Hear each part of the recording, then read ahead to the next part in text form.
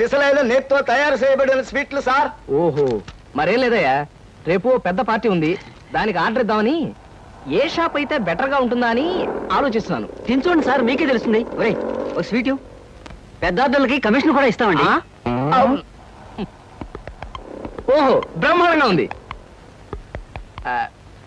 ఇదిగో, నీకు ధనలక్ష్మి ఏజెన్సీస్ తెలుసా? ధనలక్ష్మి తెలుసండి. తెలుసా? పక్క వీధిలో బస్ స్టాండ్ పక్కనే. 10వ నెంబర్ ఇల్లే కదండి. కరెక్ట్ అయ్యా బాబు. అమ్మయ్యా. ఇదిగో, అక్కడ రేపు పార్టీ. కుర్రాడికి అడ్వాన్స్ ఇచ్చి పంపిస్తాను.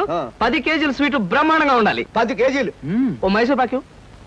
ఈ మైసూర్ పాకు ఏంటి సార్? పాలకోవా కూడా తీసుకోండి. Thank you. స్వీట్ మాత్రం బ్రహ్మాండంగా ఉండాలి. చాలా బాగుండాలి. బాగా చేద్దాం. ఏమండి అడ్వాన్స్? ముక్క పీకడానికెందుకురా తొందర, చిందర వందరే. ఇదిగో, దొంగ కోళ్ళ నా ముక్కలు చూస్తే నేను ఒప్పుకోను. అయినా మీ చేతిలో ముక్కలు పెట్టుకుని నా చేతిలో ముక్కలు చూస్తారేంటి? నా ముక్కలు ఎప్పుడైనా చూసుకోవచ్చు కదరా. ముందు నీ ముక్కలు చూస్తే ఒక పని అయిపోతుంది కదా.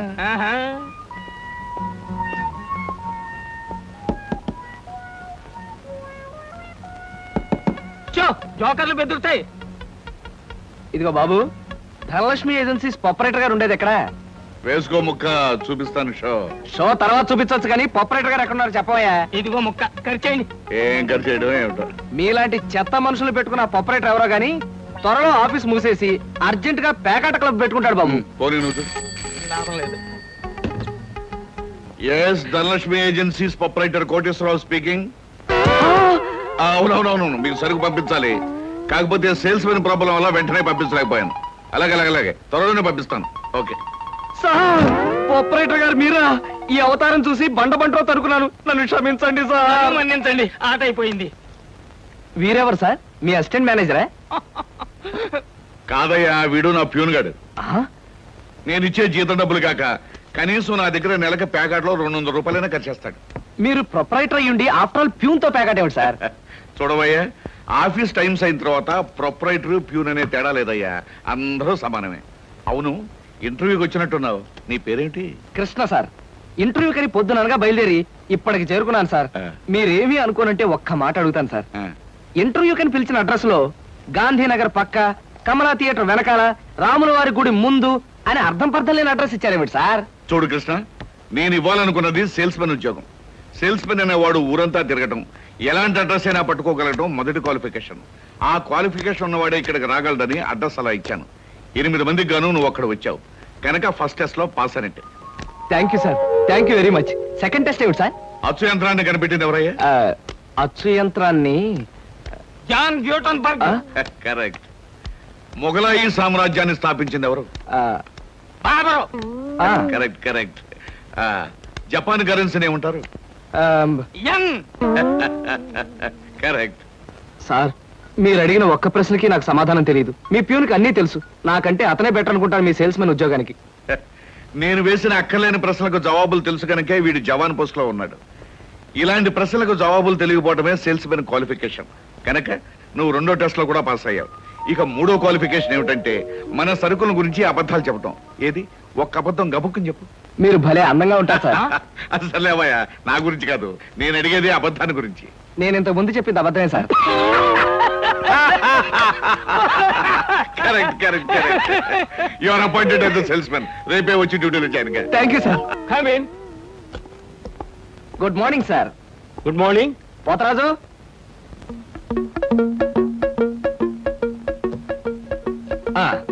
మీరు కొత్తగా పెట్టిన ఈ సూపర్ మార్కెట్ చూస్తుంటే నా మతి పోతుంది సార్. అసలు మీ సూపర్ మార్కెట్ దెబ్బకి సిటీలో ఉన్న సూపర్ మార్కెట్లన్నీ fat. Thank you. By the way, నా పేరు Krishna, Dhanalakshmi agencies sales representative ని. Glad to meet you. Very nice to meet you sir. వీడు మా బాయ్. అదే పోతరాజు, నా పర్సనల్ అసిస్టెంట్. మీరు వచ్చినందుకు నాకు చాలా సంతోషం. రండి కూర్చోండి. Thank you.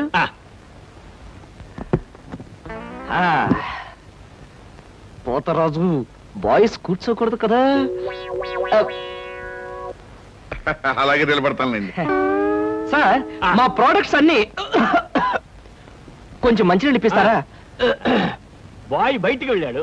ఒరేయ్, నన్ను ఒరే అంటావా? పోతరాజు, బాయ్స్ ని అరే ఒరే అనక అయ్యా ఏమండి అనరు కదా. అవునవును, నేను బాయ్ని కదా. జగ్గులో వాటర్ ఉంది, అయ్యగారు తెచ్చి. నేను నీళ్ళు తీసుకొచ్చి వాళ్ళ లేకపోతే నేను తీసుకురావాలా? కదా పోతరాజు, ఇప్పుడు నువ్వు బాయ్ కదా? అవును, నేను బాయ్ను కదా.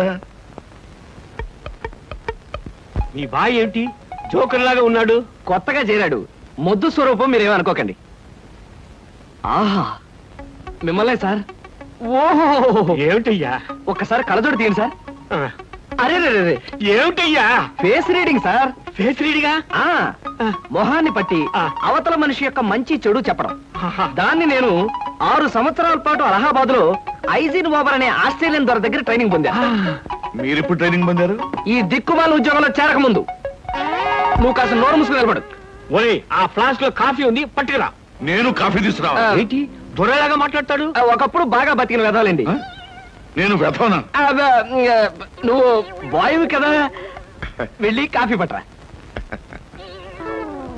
సార్, ఆ, మీ ఫేస్ చూస్తుంటే ఆ. చక్కటి భార్య, చుక్కల్లాంటి పిల్లలు, లక్షల ఆస్తి ఉన్నట్టు కొట్టొచ్చినట్టుగా కనిపిస్తోందండి. ఇక ఫ్యూచర్ లో మీకు గొప్ప చేంజ్ రాబోతుంది. గొప్ప చేంజ్. ఆ. అది ఏంటయ్యా? ఆడరేఖ, ఆస్తి రేఖ వరుసగా మీ రేఖలో కలవబోతున్నాయి. నిజంగా? అందులో ఆశ్చర్యపోవాల్సిందే ఉందండి. ఆ. మీ అందం, మీ పర్సనాలిటీకి ఏ ఆడదైనా ఇట్టే పడిపోతుంది. సిగ్గుపడకండి. కాకపోతే ఎంత తొందరలో పడబోతుందనే విషయం చెప్పాలంటే కొంచెం స్టడీ చేయాలి. ప్రస్తుతం నాకు టైం లేదు. మా సరుకు ఆర్డర్ తీసుకోవాలి కదండి, ఏదో పొట్టకుట్టు కోసం. పద పోతరాజు. మీ సరికి నేను ఆర్డర్ ఇస్తాను. ఏదో డీప్ గా స్టడీ చేయాలని చెప్పారే, చేయండి. కూర్చుని కూర్చుని. ముందా ఆర్డర్ సంగతి ఏదో మనం తేల్చేస్తే ఆ తర్వాత మీ ఫేస్ రీడింగ్ గురించి నేను తేల్చేస్తాను. ఆర్డర్ తీసుకోండి. ఇంకా ఏం కావాలి? ఓ ఫ్రూట్ సాలెడ్. Fruit salad. వద్దులే, నేనే వెళ్ళి తీసుకొస్తాను. థ్యాంక్స్ రా. బియ్యానికి 300. అమ్మా, నీకు విషయం చెప్పాలంటే ఏడుపు వస్తోందమ్మా. ఏడవలసిన అవసరమే వచ్చిందిరా బాబ్జీ. ఇంట్లో నాన్న సంగీతంతో హింసిస్తున్నాడని చదువుకోవడానికి బీచ్కి వెళ్ళాను. అక్కడ వాచ్ పోయిందమ్మా. ఎల్లుండి నుంచి పరీక్షలు, కనీసం చేతికి సెకండ్ హ్యాండ్ వాచ్ అయినా ఉండాలిగా. ఓ 100 రూపాయలు బొమ్మా. ఈసారైనా తగలేసుకోకుండా వాచి కొనుక్కో. అలాగే. ఇదిగో 100. అయినా వాచి బారేసుకోవడం ఏమిట్రా పిచ్చి విధవ. ఇదిగో పార్వతి, ఇందాక వీధిలోంచి వస్తుంటేను కొందరు పెద్ద మనుషులు కనిపించి త్యాగరాజోత్సవాల దగ్గరికి వస్తున్నాయి కదా, నా వంతు ఓ 500 రూపాయలు విరాళంగా ఏమని భైరవ రాగంలో బావురమన్నారే. 500? నేను ఇలాగే అన్నాను. మీరిస్తాను ఒప్పుకున్నారా? కుటుంబం బరువు బాధ్యతలు తెలిసిన వాడిని నేను ఎందుకు మాటిస్తానే. కావాలంటే 2 లేక 300 విరాళంగా ఇస్తాను. ఆ రోజు ఉచితంగా కచేరీ చేస్తానని మాటిచ్చాను. పైసా కూడా అడగం. మీ కచేరీ మాత్రం వద్దు బాబు అని దండం పెట్టుంటారు, అంతేనా?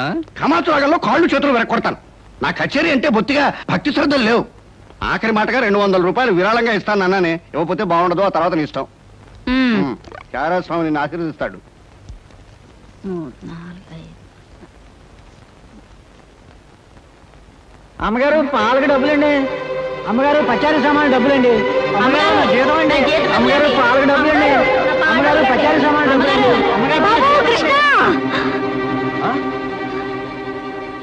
నా వల్ల కాదురా. అమ్మా, డబ్బు సంపాదించడం ఎంత కష్టమో ఖర్చు పెట్టడం కూడా అంతే కష్టం అమ్మా.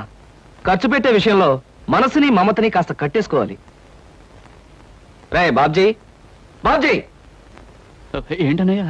నీకు 100 రూపాయలు ఎందురా? Watch beach. ఆ? వాచ్ బీచ్ కొట్టానంటే దవడ వాచి బీచ్లో గోచితో పరిగెడతావు రాస్కెల్. ఇదేంట్రా?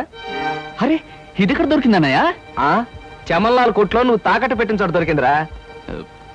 75 రూపాయలు ఇచ్చి విడిపించి తీసుకొచ్చాను. ఆ 100 రూపాయలు ఇట్టించి వాచ్ తీసుకో. చూడు, ఎక్కువ భయం నటించక. రేయ్, మొహం మీద కొట్టానంటే భూపాల్ రాగంలో భారీ ఎత్తున ఎడుస్తావు.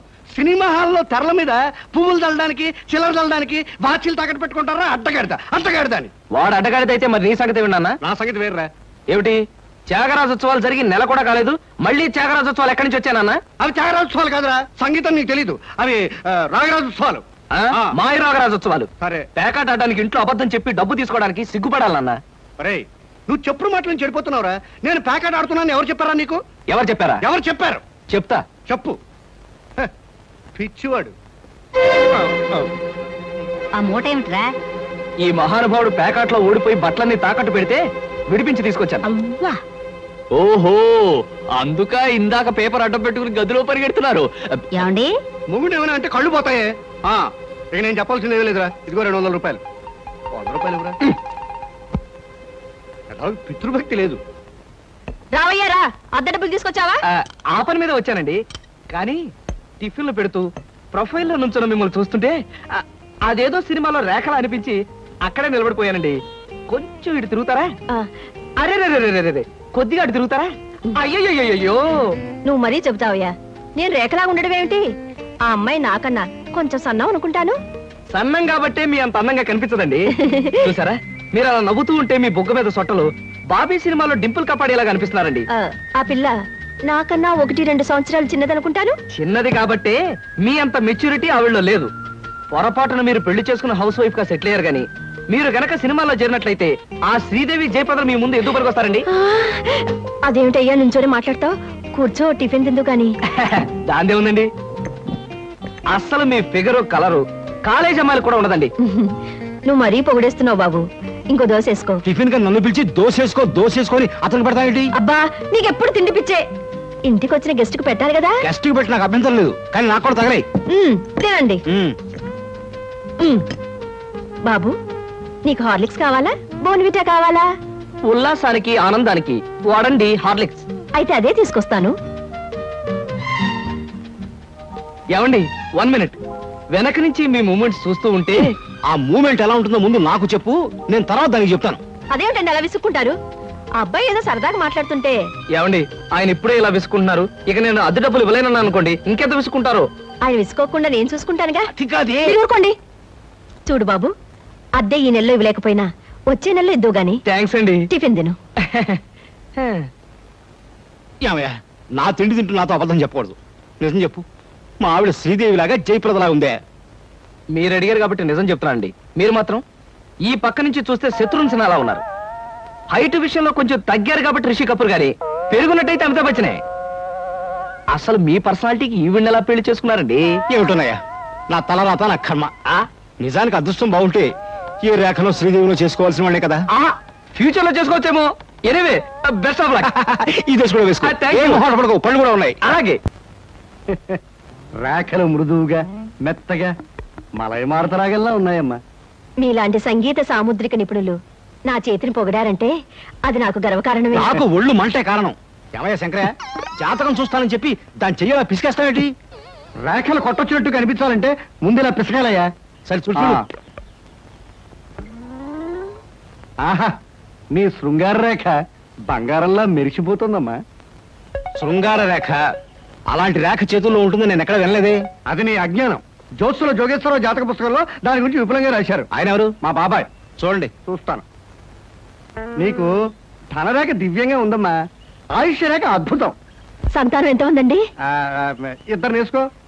వాళ్ళు కూడా కవలు. ఉమ్. జై విజయాన్ని నామకరణం అడ్వాన్స్ గా ఫిక్స్ చేసేసుకో. లేదా కాఫీ కాంబోజలాగా అన్నా కూడా బాగానే ఉంటుంది. చాలా సంతోషం అండి. సంతానం గురించి చెప్పిన మీకు నేనేమి ఇచ్చుకోగలను? నువ్వేమి ఇచ్చుకోనక్కర్లేదు. నా చెయ్యి కూడా చూశాక నేను ఇచ్చుకుని 2 రోజులను తీర్చుకుంటాను. నా చెయ్యి కూడా చూడవా. పుట్టుకుంటేనే తెలుస్తుంది ఇది నష్టజాతకం అని. రేఖలు చూసి చెప్పు. ధనరేఖ దరిద్రంగా ఉంది. ఆయుష్ రేఖ అధ్వానంగా ఉంది. సంతాన రేఖ శూన్యం. దానికేమో 2 సంతానం అన్నావు, నాకు సంతాన రేఖ లేదంటున్నావు. ఏమిటిది? ఏం లేదని చెప్పడం నా సరదా అనుకున్నావు ఏంటయ్యా? ఇక్కడ లేదు లేదని చెప్పాను, అక్కడ ఉంది ఉందని చెప్పాను. అది కదయ్యా, మీ ఇద్దరు మొగుడు పెళ్ళాం. నాకు సంతాన రేఖ లేకుండా దానికి సంతానం ఎక్కడి నుంచి వస్తుంది? ఎక్కడి నుంచి వస్తుందో ఆవిడ చూసుకుంటుందయ్యా. అమ్మా సుందరమ్మ, నీవు జాతకం చెప్పినందుకు నాకు ఏదో ఇప్పించావంటే మరి నేను సెలవు తీసుకుంటానమ్మా. ఏమిటి ఇప్పించేది కాదు గుడ్డు, దిక్కుమాలి జాతకం చెప్పడం నువ్వు. ఏమండి ఎందుకు అరుస్తారు? పాపం ఆయన తప్పే ఉంది, ఉన్నట్టు చెప్పారు. శంకరం గారు ఇవంతా ఉంచండి. సుపుత్ర ప్రాప్తిరస్తమ్మా. వెళ్ళొస్తాను. నమస్కారం అండి. వెళ్ళిరా.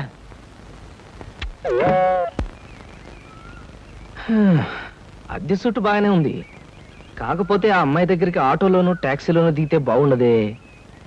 ఏం చెయ్యాలి?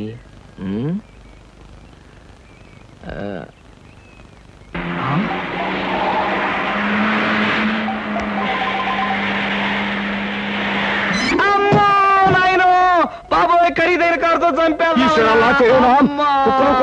మనుషులు కూడా పడేసావా నాయన?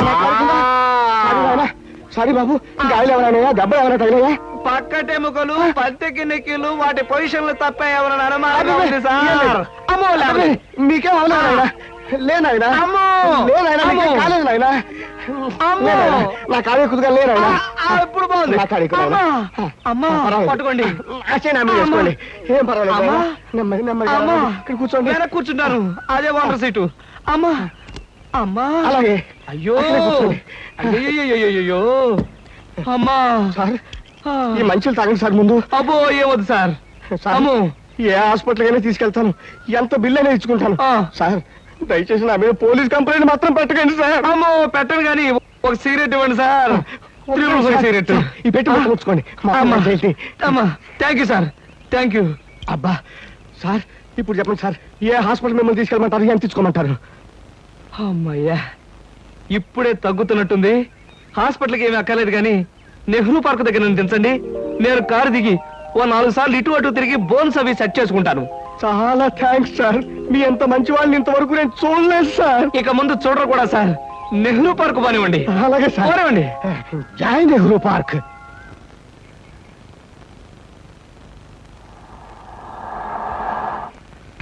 ఇదే సార్ నెహ్రూ పార్క్.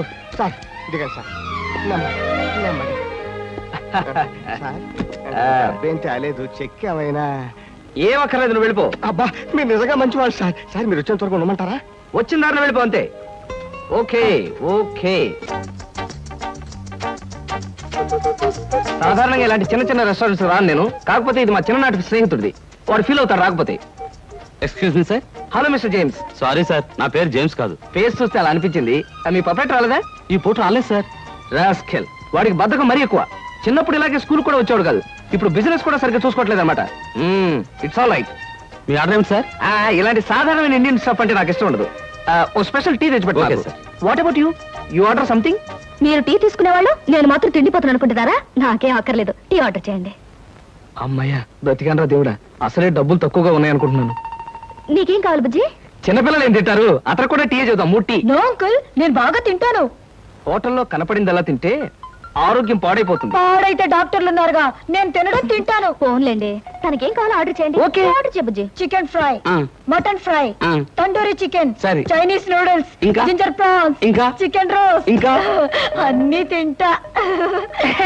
ఊరికే తమాషా కట్టున్నాడు, తమాషా. కాదండి, వీళ్ళింట్లో ఇతనే కొద్దిగా heavy weight. What man sir, అవన్నీ మీ హోటల్లో లేవనుకుంటాను. ఉన్నాయి సార్, అన్నీ ఉన్నాయి సార్. ఇంకా ఏం కావాలి బాబు? మీ హోటల్లో ఉన్నవన్నీ వాడికే పెడితే మిగతా కస్టమర్స్ అందరికి ఏం చేస్తావు? చెప్పిన మట్టు పట్టరా వెళ్ళు. అంకుల్ అంకుల్, అన్ని తినేసి ఫుడ్డింగ్ తిని చివరిలో ఐస్ క్రీమ్ కూడా తింటా. స్పూన్లు ప్లేట్లు టేబుల్స్ తినవా? ఆరోగో, లేకపోతే అవి కూడా తింటా. కుర్రాడు భలే జోక్ చేస్తాడు. జోకులంటే గుర్తొచ్చింది, కేకులు కూడా తింటా. ఇంకేమన్నా అంటే ఇంకేం తింటారంటాడు. నువ్వు వెళ్ళవయ్యో. తెలివిగా టీతో మేనేజ్ చేద్దాం అనుకుంటే వీడొకడు నా ప్రాణానికి. వీడికే బిల్లు 200 అయ్యేటట్టుంది నా కర్మ. ఏమిటి కృష్ణ గారు ఆ? అలా ఆలోచిస్తున్నారు? అదే ఏం లేదు, ఒలింపిక్స్ లో తినడంలో పోటీ ఉంటే బెస్ట్ తిండిపోతే అవార్డు ఈ తిండిపోతే వస్తుంది.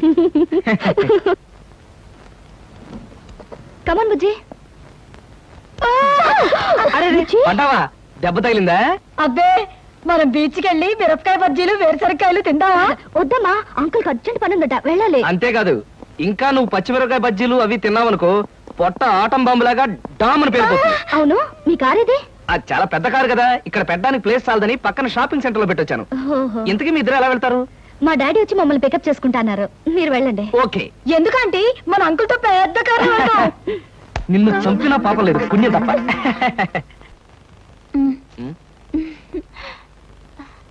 ఎందుకలా నవ్వుతో ఫైల్ ఇచ్చావుగా, వెళ్ళు. వెళ్ళిపోమంటారా? వెళ్ళకపోతే ఉద్యోగం నుంచి తీసి బయట పంపిస్తారు. ఏంటండి బాబు, ఈ మధ్యన మోహిని పిశాచం పట్టిన వాళ్ళ మహావసారగా ఉంటున్నారు, ఏడు సంగతి? సంగతి ఏదైనా సింహాచలం, పిశాచం పెట్టిందని దెయ్యం పెట్టిందని నువ్వు నన్ను అంటాం ఏమీ బాగలేదు. మరేం లేదు బాబు, ఆ మధ్యన పిశాచం పట్టిన మా బావమరిది మేనలుడు ఒకడు 3 రోజులు మీలాగే చాలా హుషారుగా ఉండి 4వ రోజున నడి రోడ్డు మీదే ఢమాల్ నెత్తురు కక్కుకుని పోయాడు బాబు. అందుకని అరే అమ్మాయి గారు వచ్చారే. మై గాడ్, సీత ఇక్కడికి వస్తుందా? Good morning madam. Good morning అమ్మాయి గారు. Good morning madam. Good morning. Good morning madam. Good morning.